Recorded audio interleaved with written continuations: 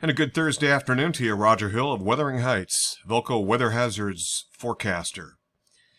First things first, looking at the big picture here, we can see a trough of lower pressure that's working into the Great Lakes. It's fairly vigorous. This trough is interacting, of course, with Fiona. And this is Fiona's track. Of course, it's going to be tracking very close to Bermuda. And just a little bit to the west, it looks like they will get sideswiped. But Category 3 Fiona forecast to make it up in just about our neck of the woods here in terms of high latitude. Something important because our sea surface temperatures are very warm over the North Atlantic, and consequently that latent heat is still feeding off before the actual tropical cyclone goes what we call extratropical and takes on cold core characteristics. All of that's going to be taking place. It looks like it's a direct hit in the vicinity of Cape Breton Island, affecting Nova Scotia. The strong side with the storm surge is the right semicircle or northeast quad, and that indeed could affect some parts of the Canadian Maritimes, including Newfoundland and potentially Labrador. And what is interesting is you don't see this every day. That tropical storm could be a depression as it heads up near the coast of Greenland and the Davis Straits.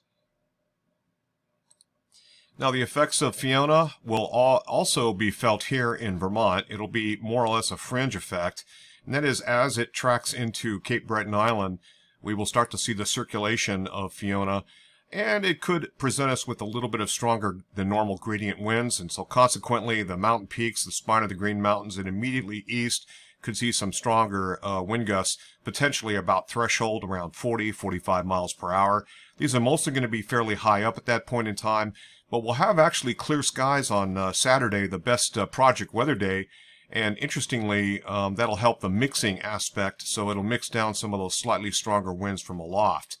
We're not looking at a big day or anything there, but there could be the potential for some impacts. Beyond that, a little bit of thunderstorm activity from what will be a trough of lower pressure going over the top of this ridge and then diving down, and we could see that take place, it looks like either late, more into Monday, Sunday night and into Monday.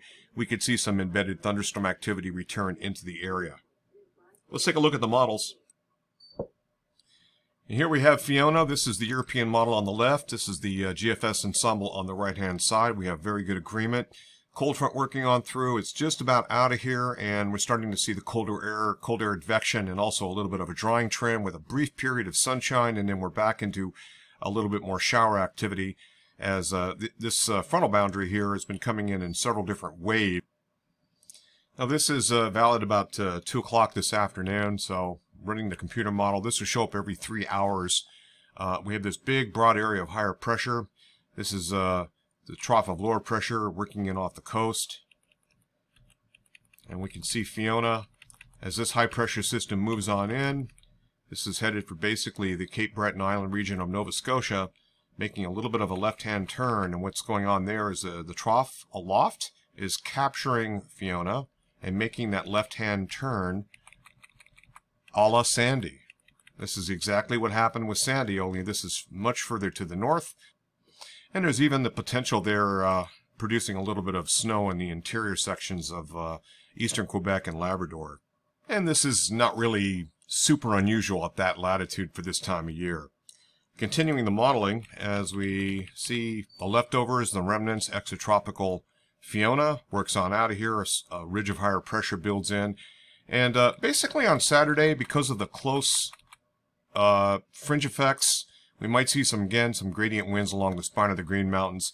Just getting near thresholds, not a big deal.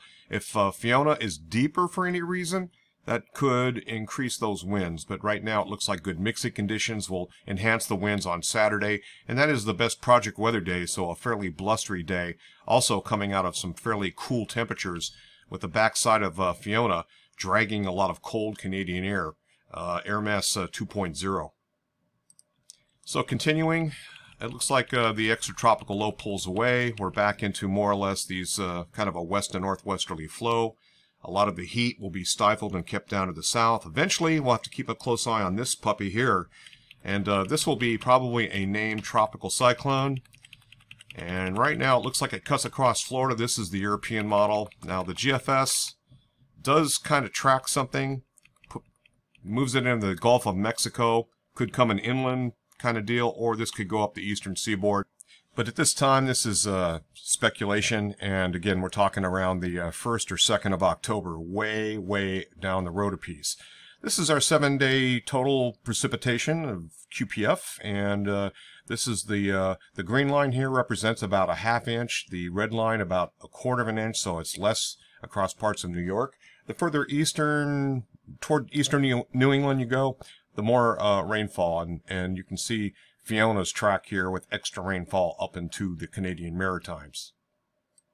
Climate reanalyzer looks like this out of the University of Maine, and we're slightly above normal, but the temperatures are coming down as slightly colder anomalies start to work back into the region. And the MOS mean, or meteorological output statistics mean, shows cooler temperatures working into the region. This is neutral here, 0.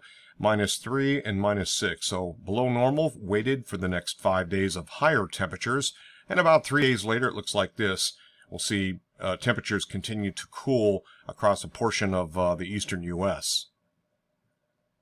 This is currently Fiona that'll be taking a track again to about Cape Breton in Nova Scotia and affecting especially the eastern Canadian Maritimes, giving us a little bit of a fringe circulation flow out of the northwest that could bump up our wind speeds and velocities in the mountains, especially the spine of the Greens and just immediately east.